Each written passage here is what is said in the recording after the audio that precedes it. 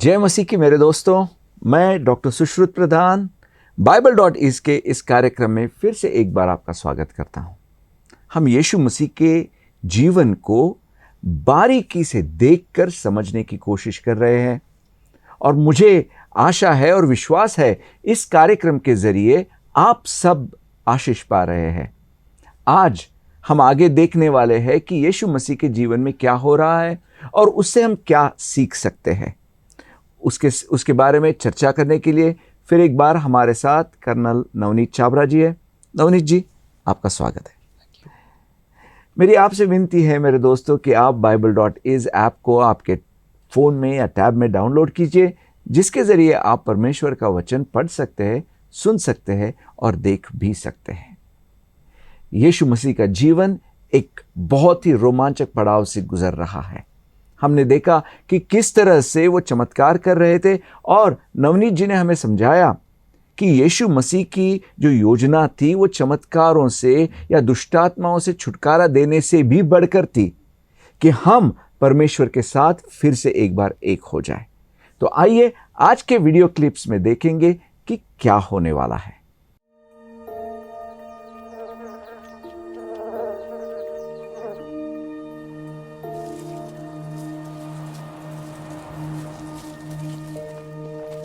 एक शब्बात पर मसीह यीशु अन्न के खेत से होकर जा रहे थे। उनके शिष्यों ने बालें तोड़कर मसल मसल कर खाना प्रारंभ कर दिया। ये देख कुछ फरीसियों ने कहा, आप शब्बात पे ये काम क्यों कर रहे हैं जो विधान सम्मत नहीं?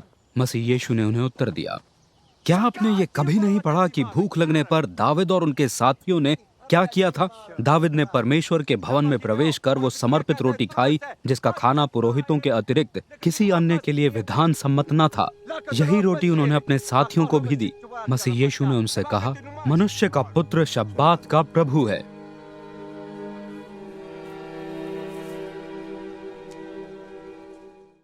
Welcome back.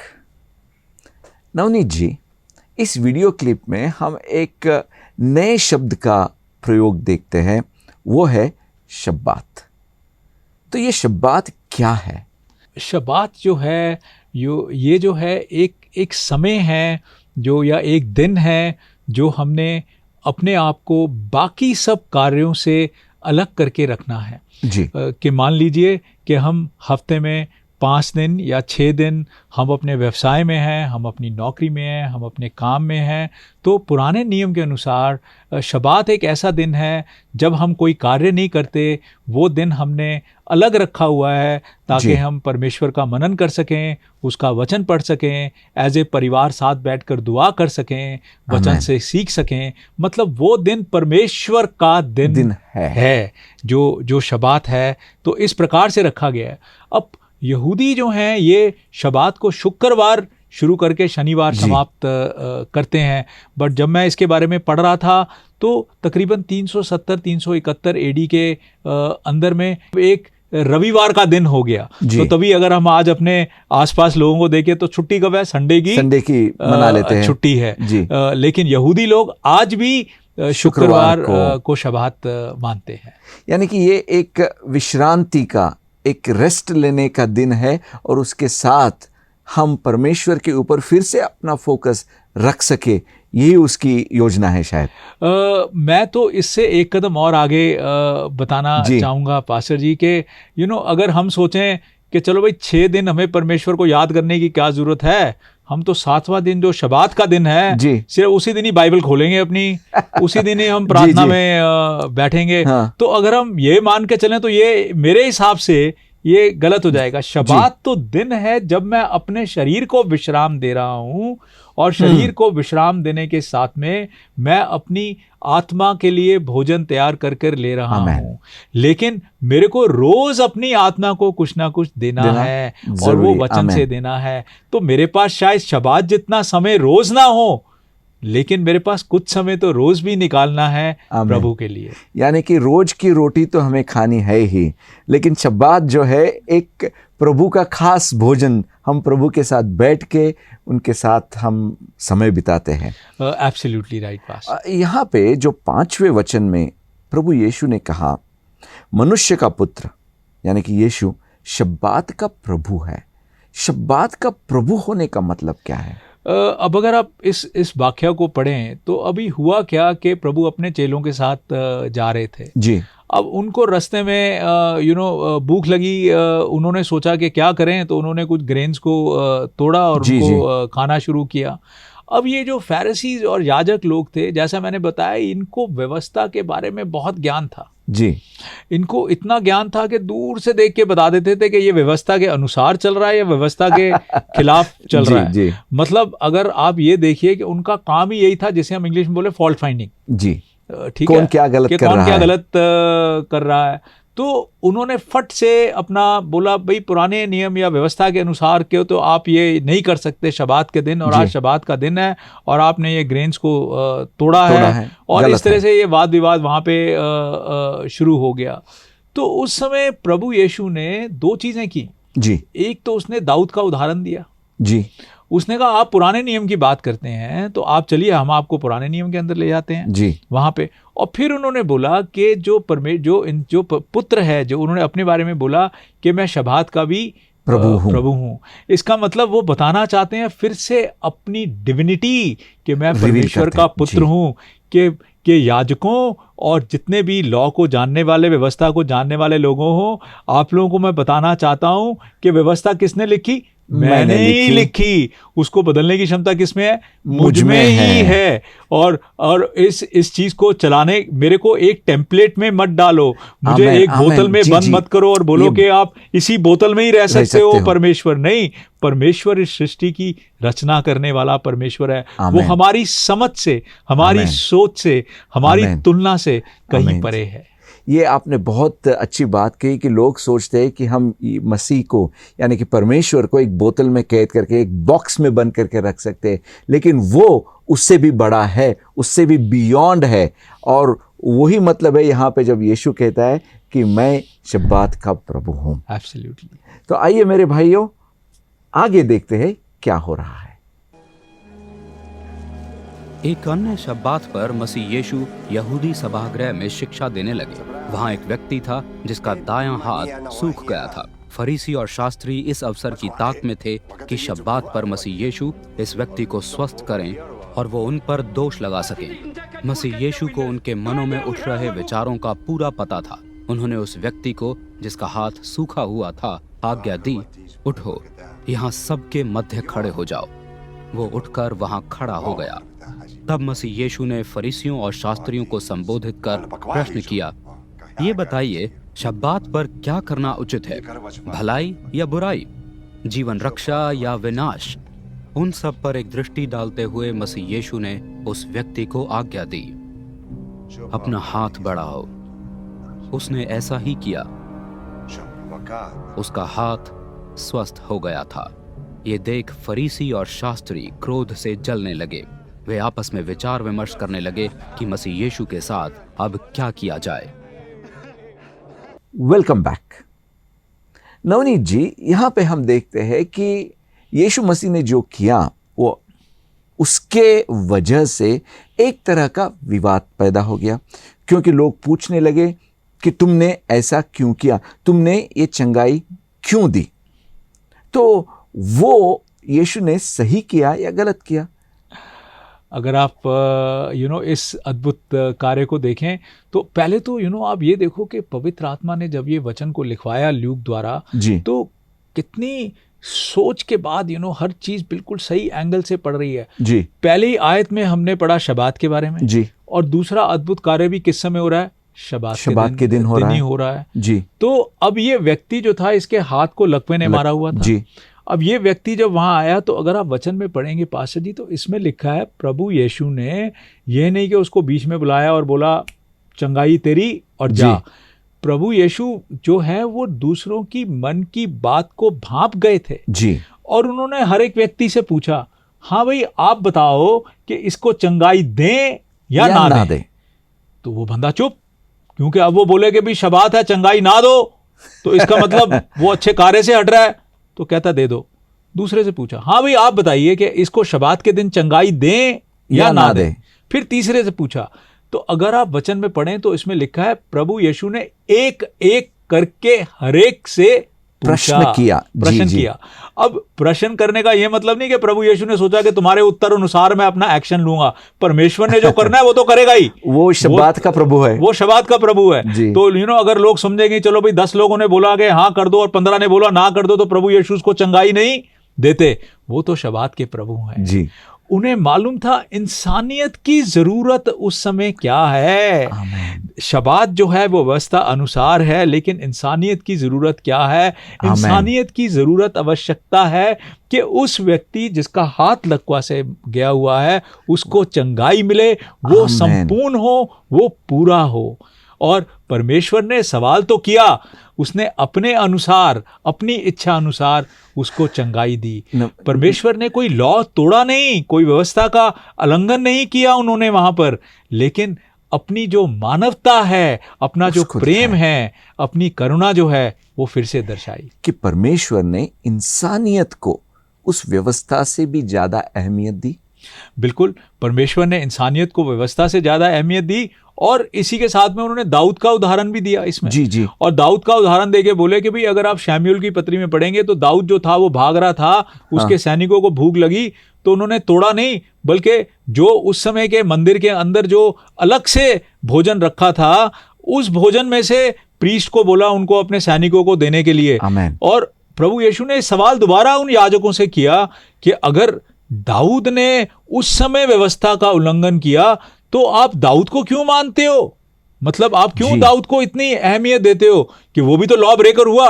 और इस कारण से सब चुप हो गए, वो कुछ बोल नहीं सके वहां पे।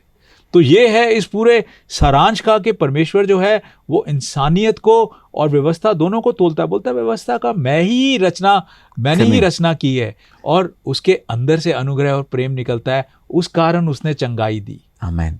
यहाँ पे यीशु मसीह ने ये भी पूछा था वो लोगों को, क्या उचित है, भलाई करना या बुराई करना, जीवन की रक्षा करना या विनाश करना?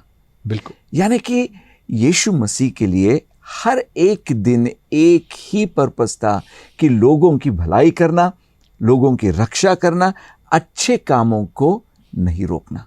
बिल्कुल, एब्सोल्युटली राइट, बिल्कुल ठीक बोले आप पास्टर जी। हमारा परमेश्वर बहुत ही दयालु है, हमसे बहुत प्यार करता है। नवनीत जी, ये आपने आज ये जो बात बताई है, ये मेरे ख्याल से हर एक के दिल को छू रही है कि यीशु मसीह के लिए इंसानियत ज़्यादा अहमियत रखती है।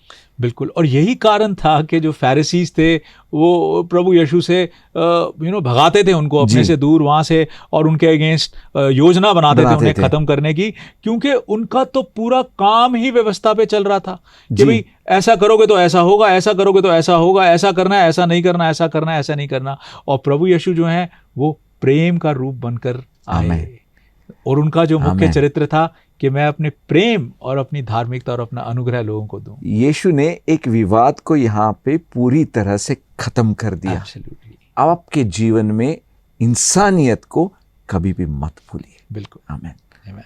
मेरे भाई और बहनों, हम यहाँ पे एक बहुत ही महत्वपूर्ण लेसन हम सीख रहे हैं इंसानियत के बारे में जो यीशु मसीह ने दिखाई। तो आइए आगे क्या होता है देखना चालू करेंगे।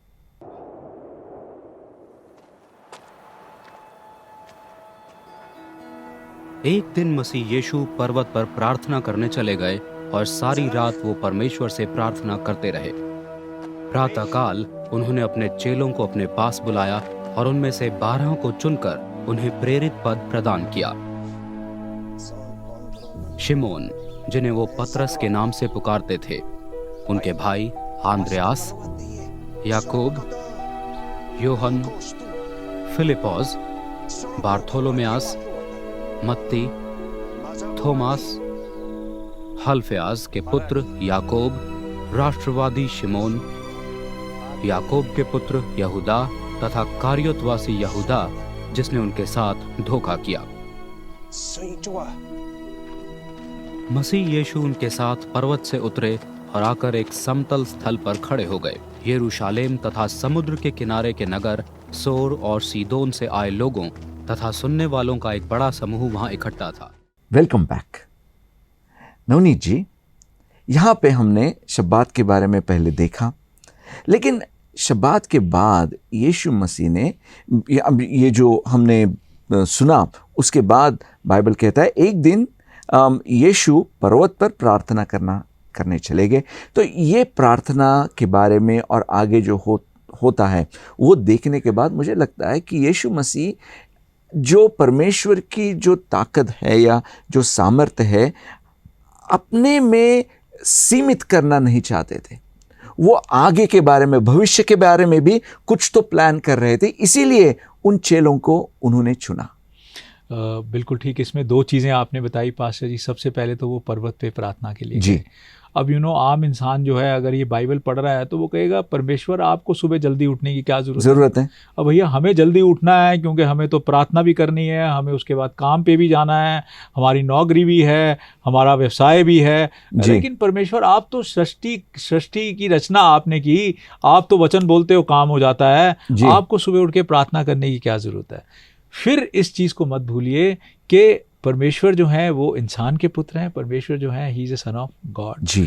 नाउ जब वो एक इंसान के पुत्र हैं, उन्हें अपने पिता के साथ में वो वार्तालाप करना आवश्यक है। प्रभु यीशु ने कई जगह पे बोला कि मेरे पिता मुझ में है, मैं पिता में हूँ। उन्होंने बोला जो वो चाहते हैं वो मैं बोलता हूँ। उनकी सफलता का कारण ही यही था कि वो पिता की आज्ञा अनुसार चलते थे जी। अंत तक उन्होंने अपने जीवन में अपने पिता की इच्छा को पूरा किया। तो इच्छा कैसे जानी? जब उन्होंने वो सुबह का समय अलग निकाला, उनके लिए वही शबात था उनका कि मैं सुबह के समय जाऊं पर्वत के ऊपर और उस समय एकांत में मैं अपने पिता के साथ वार्तालाप कर पाऊं, मैं अपने पिता की बात सुन पाऊं। और उस दिन तो उन्होंने अपने चेलों को चुना और पूरा उन चेलों को नाम के साथ में पुकारा। क्योंकि जब आप देखते हैं उनके मन में ये मालूम था, क्योंकि वो सन ऑफ मैन है, शरीर में है, तो एक ही जगह उपस्थित रह सकते हैं। लेकिन ये जो उनकी सिखलाई है, जो परमेश्वर का अनुग्रह है, जो परमेश्वर की गुड न्यूज़ है, जो ये सुसमाचार है, ये केवल एक इंसान से नहीं, लेकिन उनको पूरी टीम की आवश्यकता पड़ेगी। इसलिए उन्होंने बोला शुरुआत जेरूसलम से की, फिर जूडिया में, और उसके बाद पूरे संसार के अंदर उनका वचन जो है और सुसमाचार जो है वो फैला। यानी कि यीशु मसीह ने ऐसे लोगों को चुना जिसके द्वारा उसका जो कार्य है वो आगे बढ़ता रहे। बिल्कुल। क्योंकि उनको मालूम था एक दिन आना है जब उनको क्रूस पर मरना है, फिर वापस जीवित होके अपने पिता के पास जाना है, लेकिन काम नहीं रुकना चाहिए। बिल्कुल। और फिर इन चेलों को जो यीशु मसीह ने चुना, वो किस तरह से उनकी जो सिलेक्शन की, उसके पीछे कुछ क्राइटेरियाज थे? अभी पास्टर जी हमने पहले देखा पतरस की सिलेक्शन किस प्रकार से हुई। वो तो एकदम से ही मछुआरे थे हुई। उसके बाद आपने देखा लेवी वो टैक्स कलेक्टर, चुंगी पकड़ने वालों की कैसे हुई। अगर आप चेलों का नाम पढ़ें तो इसमें पतरस और एंड्रू दो भाई हैं। जी। ठीक है। जेम्स और जॉन दो भाई हैं। एक नथानियल है, एक थॉमस है इसके अंदर। उसके बाद में दो जूडस हैं इसके अंदर, एक जिन्होंने परमेश्वर के साथ धोखा किया यहाँ पे, एक इसमें साइमन दी जेलियट हैं इसके अंदर। तो अगर आप मैं आपको बिल्कुल सारांश में अगर मैं बताना चाहूँ इस चीज़ के बारे में कि हर चेले ने परमेश्वर के वचन को कहीं ना कहीं ले जाकर बोया। हर चेले ने परमेश्वर के वचन को यरूशलेम से निकालकर बाहर ले गया। परमेश्वर का वचन जो है वो ग्रीस में इन चेलों द्वारा गया, वो इथोपिया में इन चेलों द्वारा गया, वो इजिप्ट में इन चेलों द्वारा गया, वो टर्की में इन चेलों द्वारा गया, हमारे अपने देश में थॉमस द्वारा यहाँ पर आया। और एक चीज़ और मैं आपको बताना चाहूँगा पास्टर साहबान इन चेलों के बारे में कि इन चेलों में से केवल 2 चेलों को छोड़कर बाकी सभी ने अपने जीवन का बलिदान दिया इस वचन के लिए। एक थे इसमें जूडस जिन्होंने अपने आप को फांसी चढ़ाई, आत्महत्या कर ली, और एक थे जॉन जो एक नेचुरल, एक सामान्य एजिंग के कारण जिनकी मृत्यु हुई। और जेम्स जो है उनकी मृत्यु का जो विवरण है वो तो प्रेरितों के काम में दिया हुआ है। जब पतरस जेल में थे उससे पहले दिया हुआ है कि जेम्स को हेरोड नाम के राजा ने मार दिया। लेकिन बाकी जितने भी जो चेले हैं इसमें जो दिए हैं, 9 चेले जो के जो नाम है, सभी की जो मृत्यु है वो किसी की भाले द्वारा हुई, किसी जी। को कटवाया गया और अधिक से अधिक लोगों को क्रूस के ऊपर चढ़ाया गया। क्योंकि ये लोग जब परमेश्वर ने चुने, प्रभु यीशु को इनका अंत मालूम था। Amen. प्रभु Yes. यीशु को मालूम था कि ये लोग चाहे सामान्य हैं, लेकिन जब ये मेरी जी। पवित्र आत्मा से परिपूर्ण होंगे, जब ये मेरी आत्मा से भरकर बाहर निकलेंगे, ये एक रोशनी के समान कार्य करेंगे, ये मेरे वचन को जगह जगह लेकर जाएंगे, ये निडरता के साथ में मेरे वचन को लोगों को सुनाएंगे, लोगों तक पहुंचाएंगे, ये सच्चाई का हाथ पकड़ेंगे। और सुसमाचार केवल यरूशलेम तक सीमित नहीं रहेगा, लेकिन सुसमाचार जो है वो हर जगह पर जा पाएगा। तो प्रभु ने जब ये सिलेक्शन की, केवल शुरुआत नहीं देखी, हमारा परमेश्वर अंत देखता है। आमेन। जब आज हमें हमारा परमेश्वर चुनता है, वो ये नहीं देखता कि मैं आज क्या हूं, पर वो ये देखता है कि वो मुझे क्या बना सकता है। आमेन। और मुझे किस प्रकार से अपने लिए, अपने राज्य के लिए इस्तेमाल कर सकता है। ये सब चेले जो थे वो यीशु मसीह के लिए मरने को भी तैयार थे। तो वो तैयारी उनकी कैसे हुई कि मैं मर गया तो भी परवाह नहीं, लेकिन मैं यीशु मसीह का काम करते रहूंगा। प्रभु यीशु के जब जीवन में वो साथ चल रहे थे, जब प्रभु यीशु को पकड़ा गया गेत्सेमनी के गार्डन में, सब भाग गए वहां। शुरू में ऐसे नहीं थे, लेकिन वो उस समय अपनी ताकत में कुछ करना चाहते थे। जी। ये बहुत ही ज़रूरी सीख है पास्टर साहबन। कई बार हम अपने जीवन में कुछ हासिल करना चाहते हैं और हम सोचते हैं शायद हमारे में सामर्थ है, शायद मेरे में काबिलियत है, शायद मेरे में टैलेंट्स हैं, शायद मेरे में परमेश्वर ने ऐसे कुछ गिफ्ट्स दिए हैं जो मैं कर सकता हूँ। लेकिन मैं अपने द्वारा नहीं, लेकिन जब परमेश्वर मेरे साथ में है तब मैं कार्य संपूर्ण कर सकता हूँ। अगर आप यूहन्ना के 15वें अध्याय में पढ़े तो वहाँ लिखा है, apart from God I can do nothing. परमेश्वर के अलावा मैं कुछ नहीं कर सकता। तो इन लोगों की तैयारी हुई, ये नहीं कि ये सीधा ही मार्टियर्स या बलिदान दिया, नहीं, ये भी डरे, इनमें भी भय था, ये भी भागे, लेकिन धीरे धीरे परमेश्वर का सामर्थ्य इनके अंदर आता रहा। आमेन। और उन्होंने जो कार्य किया उसके जो फल है हम आज भी खा रहे हैं। उन्होंने जो अध्याय लिखे हम आज भी पढ़ रहे हैं। बिल्कुल सही। अगर आप देखें तो इन्हीं में से मत्ती का सुसमाचार जैसे आपने देखा, उसके बाद जॉन का, और 1 जॉन, 2 जॉन, 3 जॉन, और उसके बाद प्रकाशित वाक्य, पतरस। तो जो नया नियम है, कितने ही चेलों ने इसके अंदर उन्होंने इसके अंदर अपना पवित्र आत्मा द्वारा दिया हुआ ज्ञान जो है लिखा इसके अंदर। यानी कि जब परमेश्वर किसी को चुनता है, वो उनके काबिलियत के लिए नहीं चुनता है, उनके दिल के लिए, एटीट्यूड।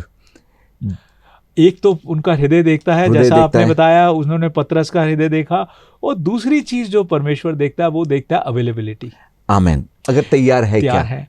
अब अगर देखो, आपने दो बारी पहले बोला, पतरस को बुलाया, बोला मछली छोड़ के चलो, लेवी को बुलाया, चुंगी पकड़ने वाले को छोड़ो, सब छोड़ो, चलो। तो केवल हमारा हृदय ही नहीं, क्या मैं अवेलेबल भी हूँ, क्या मैं परमेश्वर के लिए तैयार हूँ, परमेश्वर की सेवाकाई के लिए। आमेन। आमेन। मेरे भाइयों बहनों, ये एक प्रश्न हम सबको खुद से पूछना चाहिए, क्या मैं तैयार हूँ? क्या मेरा दिल यीशु के सामने सही है? और जब यीशु कभी मुझे बुलाता है और कहता है चल मेरे साथ आ जा, तो क्या मैं तैयार हूँ? अगर आप तैयार हैं तो इस पूरे दुनिया को बदलने के लिए, इस पूरी दुनिया को आशीष देने के लिए परमेश्वर आपका इस्तेमाल ज़रूर कर सकता है। मुझे आशा है मेरे भाई और बहनों कि आप कुछ नया सीख रहे हैं, और उतना ही नहीं, ये जो बातें हम कर रहे हैं वो आपके दिल को छू जा रही है। आइए सब मिलकर प्रार्थना करेंगे। नवनीत जी, आपसे मैं फिर एक बार विनती करता हूं कि हम सबके लिए प्रार्थना करें ताकि हम तैयार हो। Thank you. आइए अपने सरों को प्रार्थना में झुकाएं। परमेश्वर, हम आपके नाम का धन्यवाद देते हैं, आपके नाम को ऊंचा उठाते हैं। प्रभु हमें शबात का सही अर्थ समझाइए परमेश्वर। जो समय हम आपके लिए अलग कर पाएं, जो समय हम आपके साथ बिता पाएं, जो समय प्रभु आपके साथ इस रिश्ते में गहराई के साथ जा पाएं। और प्रभु हमें ट्रेडिशन से प्रभु अलग रखिए परमेश्वर, लेकिन अपने साथ बांध के रखिए। और प्रभु साथ में हम दुआ करते हैं प्रभु, ना केवल हमारे हृदय को तैयार करें प्रभु, पर हमारे जीवन को तैयार करें प्रभु। आप हमें चुनते हैं प्रभु किसी कार्य के लिए, किसी योजना के लिए प्रभु, किसी उद्देश्य के लिए प्रभु सबको आशीषित करें परमेश्वर, सबको सुरक्षित रखें प्रभु। धन्यवाद प्रभु, यीशु के नाम में मांगते हैं, आमीन। मेरे भाई और बहनों, आप Bible.is ऐप को आपके फ़ोन में या टैब में डाउनलोड करना मत भूलिए, जिसके ज़रिए आप परमेश्वर का वचन आपकी भाषा में पढ़ सकते हैं, सुन सकते हैं और देख भी सकते हैं। तो अगले एपिसोड में हमसे जुड़ना मत भूलिए। तब तक के लिए धन्यवाद। God bless you.